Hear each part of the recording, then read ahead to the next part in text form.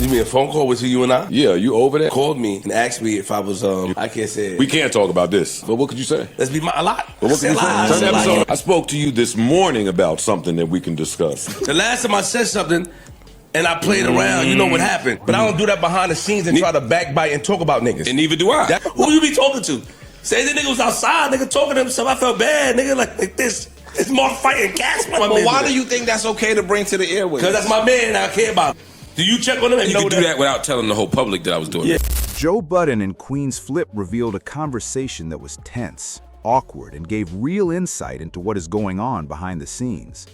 In the last episode of the Joe Budden podcast, Queen's Flip and Joe got off to a shaky start. This comes on the heels of Queen's Flip stepping in as the cleanup crew for the mess Mona left behind and now replacing her on Patreon Fridays. Maybe Flip was late, as he tends to be on Patreon episodes. Either way, the two were clearly discussing something that happened off-air. From what could be gathered, Joe warned Flip about something he was doing, and Flip feels like he is in the right. But then again, when does Flip ever feel like he is wrong? He is known for this exact pattern, putting up walls, being stubborn, and then eventually saying he looked back and realized he was wrong, only to turn around and do the same thing again. So what could they actually be talking about? After hitting the JBP Twitter, Reddit, and Discord communities, many supporters of the show believe Flip is crossing a line with Marc. And that started making sense once Flip himself hinted at it on the episode, saying he does not really want to make jokes about Marc if Marc is genuinely going through something. So what exactly is Marc going through? There are plenty of theories. Some believe the Brian McKnight situation was a bigger deal than people realized, and that Marc may have been quietly reprimanded for letting that spiral out of control. Others think something is off at home. And honestly, Marc has been through a lot. He was involved in a group that was investigated by federal authorities and was let go from CNN under turbulent circumstances. So whether something serious is happening behind the scenes, or whether the pressure of carrying the show while simultaneously being criticized for not carrying it as well as before is finally weighing on him, something clearly feels off.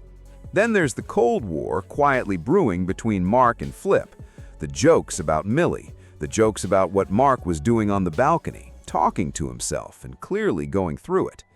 Only time will reveal the full picture, but if Marc and Flip do eventually blow up at each other the way things did with the Tricky situation, there will be a much more deliberate effort to keep it off-air this time.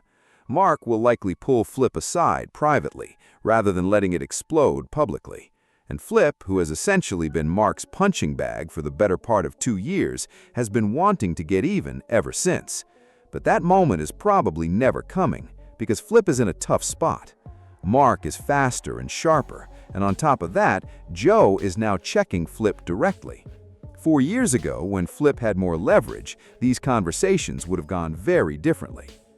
This is a genuinely significant moment for the Joe Budden podcast. Nobody likes to say it out loud, but Drake dropping an album is a pendulum shift for the entire content creation industry. The haters are about to make money, the fans are about to make money, and Joe is going to make very clear in the coming weeks exactly what he thinks of his cast. Who will be on the show? Who gets told to stay home? Who gets shut down mid-point during a Drake breakdown? These next few weeks are going to be make or break for how the entire cast is perceived. Will Mona even be there for the next episode to weigh in on the Iceman situation? Is she really necessary for a Drake breakdown? Is Flip? And the reappearance of B-Dot on Rewind strongly suggests he is being specifically brought back to discuss Drake's new album. Speaking of Rewind, a deep dive is needed on that show specifically. Joe's new format has done a complete 180 in terms of public reception, and people are genuinely enjoying it now. It remains largely a Patreon exclusive that somehow keeps dropping on YouTube anyway, which has a lot of fans frustrated. But it does reveal something useful: who is actually most valuable on the show. A quick look at the most viewed Rewind episodes shows Ish, Flip, and Mona consistently pull the highest numbers. However, despite Rewind positioning itself as some kind of behind-the-scenes window into the podcast, similar to the BTS content, it is ultimately a carefully managed and polished version of what Joe Budden Podcast wants you to believe about itself. It is not actually revealing very much at all. It's just making you think it is revealing more than it actually is. And that's essentially what the new Joe Budden era is built on: performative transparency. There was even an episode where Melissa Ford was cropped from the footage multiple times, so there's clearly an active effort to rewrite certain chapters of the show's history, whether for legal reasons, because of past dynamics, or both.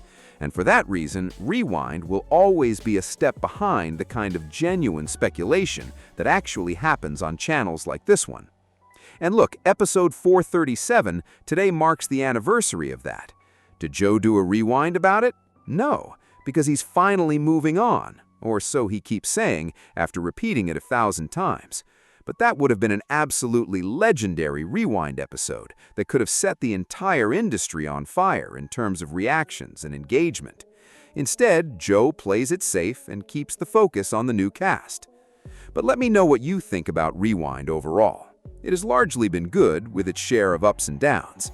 Some people go on there and aren't really trying too hard, just keeping things low-key. Ish speaks in this deep, slow, podfather voice that mirrors Joe's delivery, and it feels completely unnatural, just regularly. That's not how he actually speaks. Ice is just ice. Mona turns absolutely everything into a punchline. You could ask her about something serious, and she would immediately go into comedian mode. The only person genuinely doing it at a high level on Rewind consistently is Queen's Flip. That man was built specifically for this type of reaction content. He lives for it. And honestly, a live JBP Rewind would go absolutely crazy. It's wild that this show has no live content whatsoever.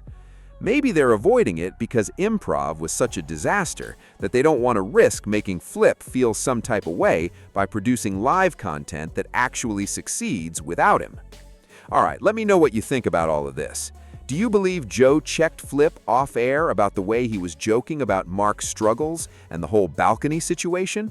That Jersey balcony in a condo runs probably $6,000 or $7,000 a month. We'll have to see if Flip actually pulls back. Because remember, Flip is still on thin ice from everything that has happened in the past. And now Joe wants a more stable and controlled version of the show moving forward.